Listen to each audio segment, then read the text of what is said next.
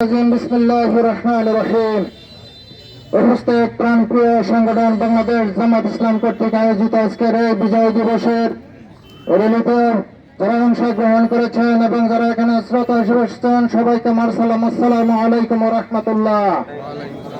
সম্মানিত ভাইরা, আপনারা জানেন 1971 সালে এই বাংলাদেশ স্বাধীন করেছিল মানুষ যাতে মুক্ত ভাবে কথা বলতে পারে, চুরি ডাকাতি রাহাজানি ছিনতাই বেবিচার যেন সমাজ থেকে না থাকে, এই স্লোগান দিয়ে নিজেদের অধিকার আদায়ের লক্ষ্যকে সামনে রেখে এই বাংলাদেশের মানুষ 71 যুদ্ধে অংশগ্রহণ করে এই দেশকে স্বাধীন করেছে। কিন্তু আজ পর্যন্ত যতগুলি শাসক এই দেশকে শাসন করেছে তারা শোষণ ব্যতীত বাংলার জনগণের কোনো উপকার করতে পারে না।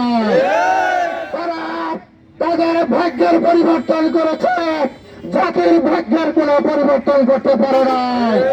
তাই আমি আহ্বান করতে চাই, সামনে দিনগুলিতে যাতে বৈষম্যমূলক বৈষম্যবিহীন সমাজ পরিচালিত হয়, এই আহ্বান রেখে সবারই সুস্বাস্থ্য কামনা করে আমি আমার কথা শেষ করছি।